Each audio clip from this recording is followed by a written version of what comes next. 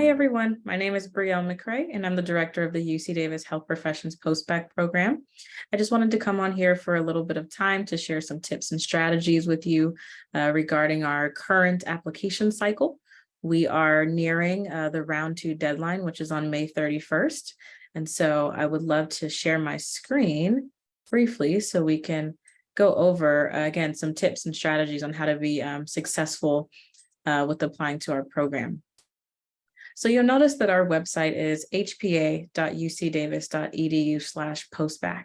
And once you come to our website, you'll be able to scroll down just a tad and hit the admissions button right here. And this will take you to our 12-month program, which again, we just had our round 1 deadline of April 30th, but now we are approaching our round 2 deadline of May 31st.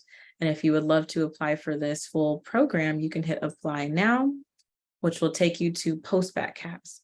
Now, Post-Bac is the platform where our application is. Please be mindful that we will not be able to receive program materials through email, especially letters of recommendation, transcripts, things of that nature. Everything has to go through Post-Bac. So you'll likely need to create an account with Post-Bac if you don't already have one. And if you do, we're going to go ahead and just hit sign in here. And it will take you to this page where you'll be able to see these 4 major areas: personal information, academic history, supporting information, and program materials. Before we tackle these 4 things, it's important to hit this button up here that says add program. And we just want to make sure you're adding the right program. So I'm just going to type in UCDavis here. And you'll notice that we are the UCDavis Health Professions Post-Bac program. You really want to make sure that you have the green check mark for this program, and that the start year is 2024 for winter. So if you're applying for this current cycle, we only have 1 cycle per year that always starts in the winter quarter. So you would be just starting January of 2024. So as long as you have this correct, you are good to go, and we can go back to the My Application button and continue filling this out. I am not going to go through every single tab, but I just want to highlight the most important parts and the parts that I think might be more useful for you all as you're navigating this platform. So under personal information, you will see a lot of different tabs here: contact info, citizenship information, race and ethnicity. I'm just going to click biographic information here. Kind of your standard questions that you would see in a typical application. With contact information, same thing, you'll enter in your address, permanent address, phone, and email. So this section is really just designed for Post-Bac to collect all the important data that they're looking for. There is also a space here under environmental factors for you to highlight any disadvantages you might have experienced throughout your education, and those can be social, economic, and educational. Feel free to utilize this space so we can get a really great picture of who you are as an applicant overall. Let's go back a bit here and let's see, back to my application. So going into academic history, I really encourage you to send your transcripts directly to Post-Bac as soon as you open the application and begin filling it out. It can take quite a bit of time for Post-Bac to receive transcripts from your institutions. And since we need transcripts from every single college you've attended, whether that's just your primary undergrad, or if you did community college, or even if you were in high school and you took some community college classes, we also need those transcripts as well. So when you're requesting those transcripts from your institutions, remember, you want to send them directly to Post-Bac. You don't have to send them to any particular Post-Bac program.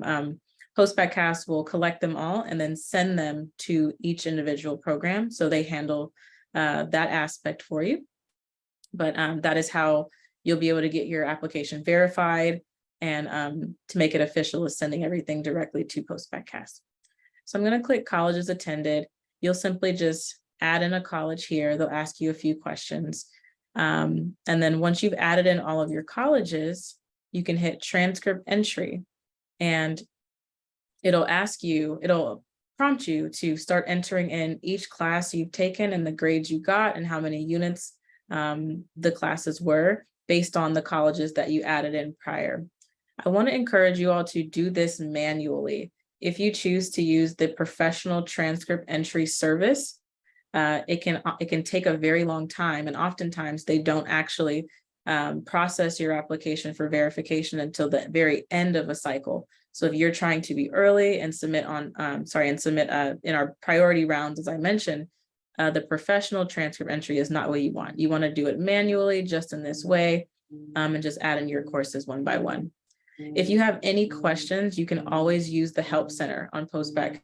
They're really great with making sure that students get the support that they need. Jumping down to standardized tests, you do not need to enter in any of your older scores for like your ACT or your SAT. We won't need to see any of that. However, if you are pre-med, we would love to see any previous MCAT scores you have. And if you're pre-dental, we would love to see any previous DAT scores you had.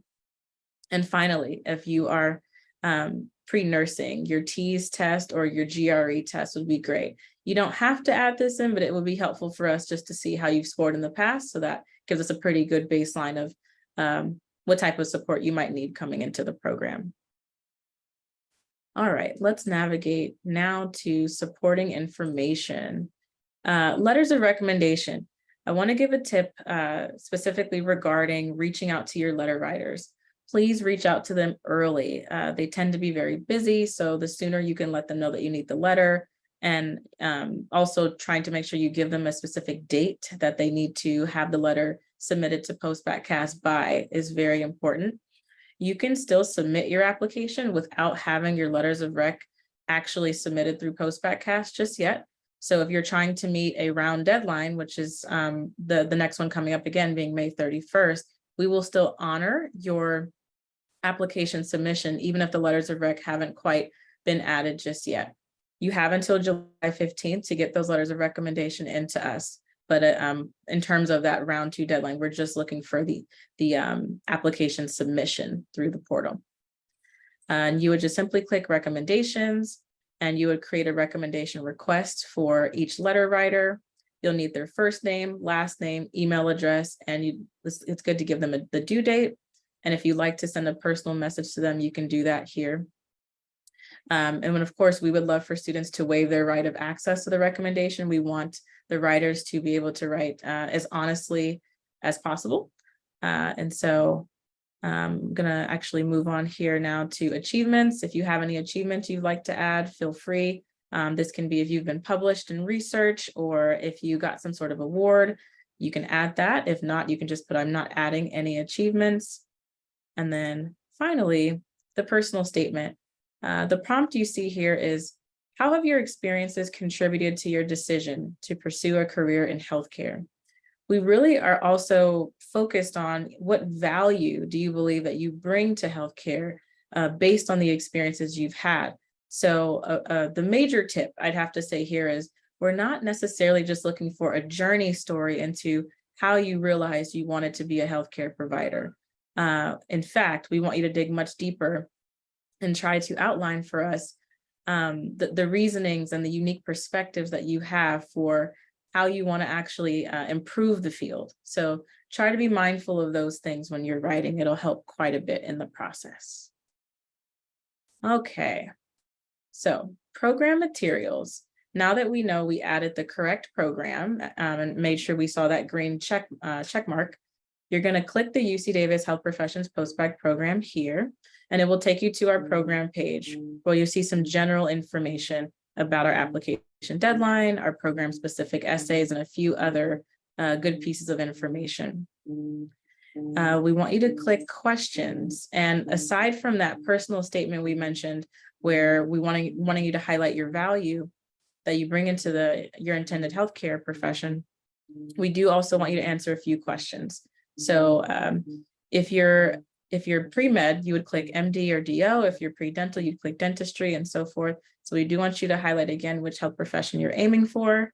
We want you to highlight which track you might be interested in. And to learn more about our summer tracks, you can go back to our website and spend some time there. And a few other questions we have about coursework. Now, getting down to our additional supplemental essays, you'll see that there are 3 here. The first being, what happened during your undergraduate years that contributed to needing a post-bac program? We want you to be very honest. We are not going to judge any of you for your answers here, but it will give us really great insight into if you're aware of what went wrong and how we can maybe make some of those improvements when you're coming into our program. Secondly, what is the value that you bring to your intended career? So there's another supplemental essay here to kind of drive that point forward. And then finally, what do you think would be the most difficult aspect of pursuing our post-bac program? We know that this is a difficult experience. We know that it can be very challenging for students, but we would love some insight into what you think the hardest part will be and what steps do you hope to take to be successful with us. We also encourage students not to work in the program. So we'd love to hear a little bit from you about how you plan to eliminate some of those outside distractions that oftentimes contribute to the downward trend in grades. So we saved a bit of space for that as well. And so I'm just going to scroll back up for us. Once you do all of those things, you will have an almost complete application. You'll go to this point where it says submit application here. If we are your very first program on Post-Baccalaureate, it will cost $139. But if we are not your first program, we don't have an additional program fee. So it would be free moving forward. Again, if we were your second program or something of that nature. So once everything is filled out and you've entered in everything that you need to, you'll see this green bar go all the way to the right, and you will be able to hit submit and pay your application fee.